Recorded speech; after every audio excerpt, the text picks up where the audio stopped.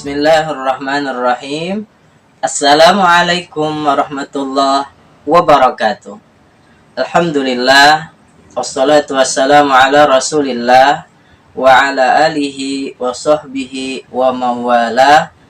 Rabbi syurah li sadri wa yassir li amri wahlul uqdatam min lisani yafqahu qawli. Apa kabar anak soleh dan solehah? Semoga selalu dalam kesehatan dan selalu semangat menuntut ilmu. Perkenalkan, nama saya Mujiandera SPDI, mahasiswa program profesi guru dalam jabatan Batch 1 LPTK UIN Antasari Banjarmasin. Hari ini kita akan belajar pendidikan agama Islam dan budi pekerti kelas 5.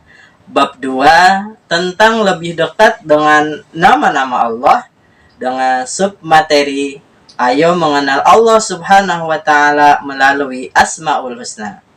Sebelum kita masuk ke materi pembelajaran, alangkah baiknya kita awali pembelajaran kita hari ini dengan berdoa bersama, dengan harapan semoga Allah Subhanahu wa Ta'ala memberikan pemahaman serta menjadikan ilmu yang kita pelajari bermanfaat baik di dunia maupun di akhirat. Amin ya rabbal alamin.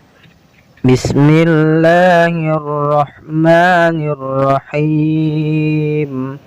Rabbi zidni ilman warzuqni fahma.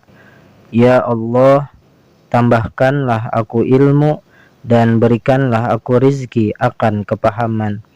Walhamdulillahi rabbil alamin. Sebelum kita mempelajari materi, mari kita mengetahui terlebih dahulu tentang tujuan pembelajaran materi ini. Adapun yang menjadi tujuan pembelajarannya adalah 1. Peserta didik dapat menjelaskan pengertian Asmaul Husna, Al-Qawiyyu, Al-Qayyum, Al-Muhyi, Al-Mumit, dan Al-Ba'id. 2. Peserta didik dapat meneladani Asmaul Husna, Al-Qawiyyu, Al-Qayyum, Al-Muhyi, Al-Mumit, dan Al-Ba'id. 3. Peserta didik dapat mengamalkan Asmaul Husna, Al-Qawiyyu, Al-Qayyum, Al-Muhyi, Al-Mumit, dan Al-Ba'id. Kalian pasti sering mendengar ungkapan tak kenal maka tak sayang. Sebuah ungkapan yang sering disampaikan saat berkenalan dengan orang yang lebih banyak. Memang benar, semakin kita mengenali orang tersebut, kita semakin tahu apa yang diperbuat, dikatakan, bahkan dirasakan. Seperti kalian mengenali orang tua kalian, pastilah kalian sangat mengenal sehingga selalu berbuat baik untuknya. Anak soleh dan soleha harus dekat dengan Allah dan harus mengenal lebih dekat kepada Allah. Salah satunya dengan cara mengenal lebih dekat nama-nama Allah. Semakin kalian mengenal Allah, maka kalian akan semakin dekat dengan Allah. Apakah kalian sudah mengenal nama-nama Allah? Apakah kalian juga sudah hafal nama-nama Allah? Tentu saja, jika kalian sering membaca dan mempelajari Al-Quran, pasti kalian akan menemukan nama-nama Allah. Asmaul Husna adalah nama-nama Allah yang baik dan indah. Nama-nama indah Allah semuanya mengacu kepada sifat-sifatnya. Asmaul Husna berjumlah 99. Nama-nama indah ini dinyatakan Allah di dalam Al-Quran, antara lain dalam surah Al-A'raf ayat 180 yang berbunyi, Walillahil asma'ul husna fad'uuhu biha wa dharul ladzina yulhiduna fi asma'ihi sayujzawna ma kanu ya'malun. Nah, Anak soleh dan solehah, sebelum kita melanjutkan materi, ayo mengenal Allah Subhanahu wa Ta'ala melalui Asmaul Husna lebih jauh. Mari kita dengarkan bersama lantunan Asmaul Husna yang sangat merdu ini.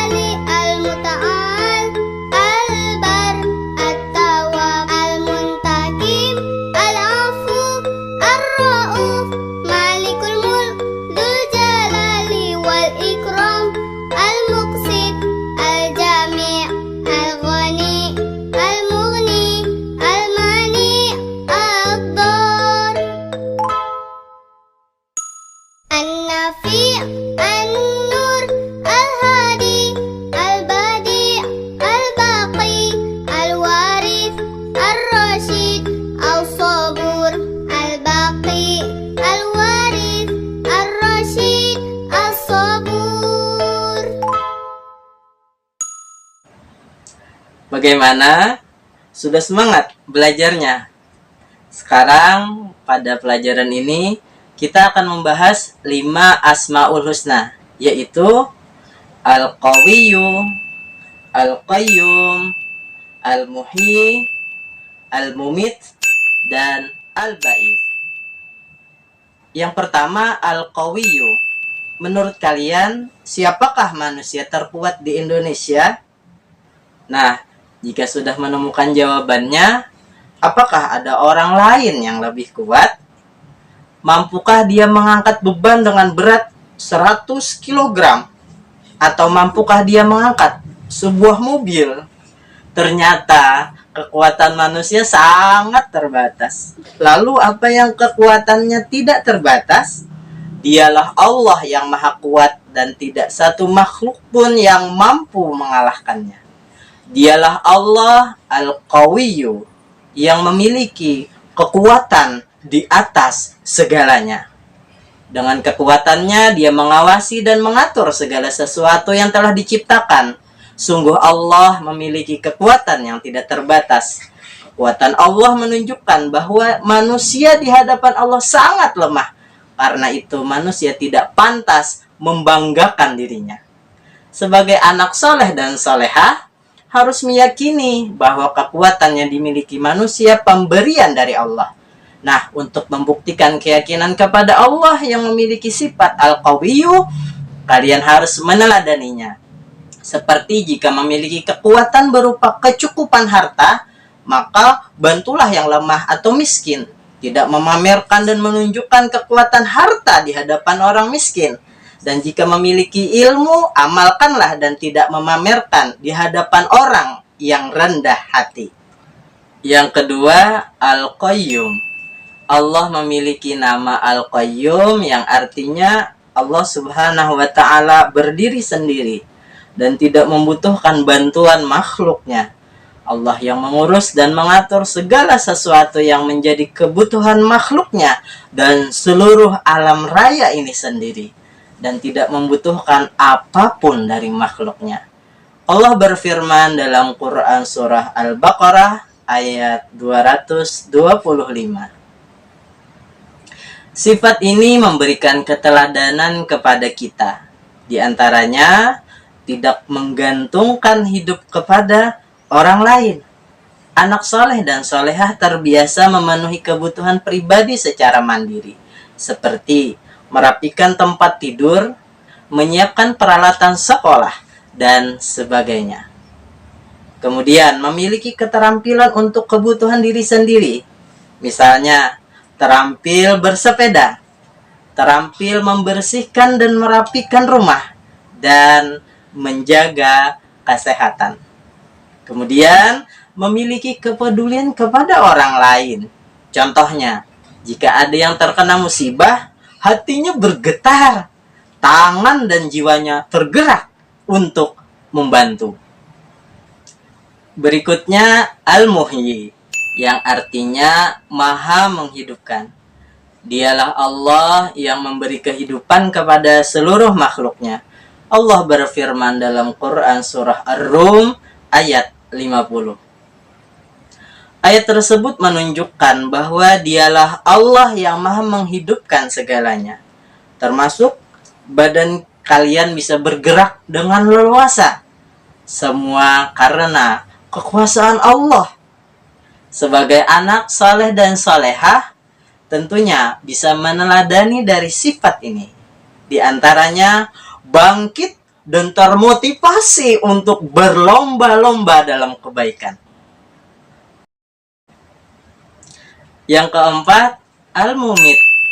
Ternyata semua yang bernyawa pasti akan mengalami kematian. Dialah Allah yang maha mematikan atau Al-Mumit. Allah berfirman dalam Quran surah Az-Zumar ayat 42. Allah berkehendak untuk mematikan makhluknya. Bagi Allah, mematikan makhluknya sangatlah mudah. Misalnya melalui musibah bencana banjir, tanah longsor, gunung meletus, dan lain-lain.